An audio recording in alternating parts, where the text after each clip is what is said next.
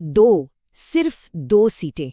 जरा सोचिए, साल 1984 के आम चुनाव में भारतीय जनता पार्टी यानी बीजेपी को संसद में बस इतनी ही सीटें मिली थी। तो सवाल ये उठता है कि आखिर सिर्फ 2 सीटों वाली एक पार्टी भारत की सबसे बड़ी पॉलिटिकल पावर कैसे बन गई। ये एक ऐसी कहानी है जो कई लोगों को आज भी हैरान कर देती है। तो चलिए आज इसी सफर को समझने की कोशिश करते हैं। अब बीजेपी के इस जबरदस्त उभार को समझने के लिए हमें थोड़ा पीछे जाना होगा, इसकी जड़ों तक। और ये जड़ें जुड़ी हैं 1951 में बने भारतीय जन संघ से। अच्छा, तो कागज पर पार्टी की जो ऑफिशियल फिलॉसफी है वो है एकात्म मानववाद। अब ये है क्या? देखिए, इसका सीधा सा मतलब है कि इंसान, समाज और प्रकृति ये सब आपस में जुड़े हुए हैं। तो विकास भी ऐसा हो जो इन सबके बीच एक बैलेंस बनाकर चले। मतलब सिर्फ पैसों या इकोनॉमी का विकास नहीं, बल्कि आध्यात्मिक और सांस्कृतिक विकास पर भी उतना ही जोर हो।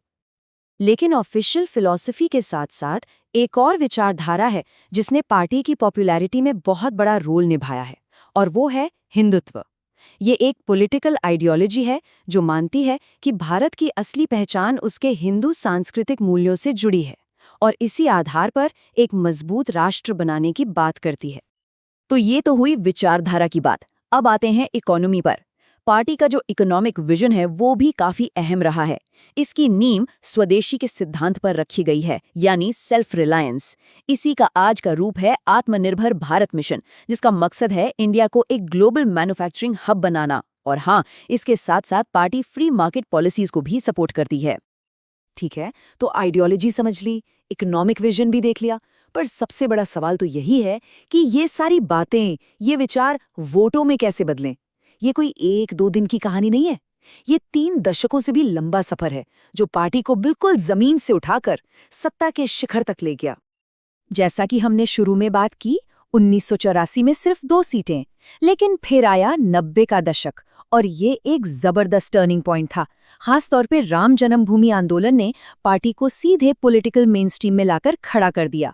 नतीजा, 1996 आते आते ये संसद की सबसे बड़ी सिंगल पार्टी बन गई। हाँ, इसके बाद भी कई उतार चढ़ाव आए, पर 2014 में पार्टी ने वो कर दिखाया जो कई सालों से नहीं हुआ था, अपने दम पर फुल मेजॉरिटी। और फिर 2019 में इस जीत को और भी बड़े मार्जिन से दोहराया।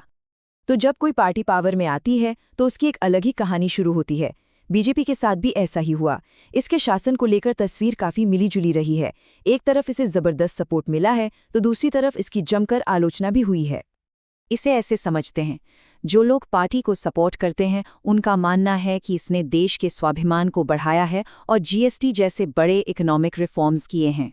वहीं दूसरी ओर जो लोग इसकी आलोचना करते हैं उनका कहना है कि पार्टी की वजह से समाज में धर्म के नाम पर बंटवारा बढ़ा है और बेरोजगारी और आर्थिक असमानता जैसे मुद्दों को ठीक से हैंडल नहीं किया गया।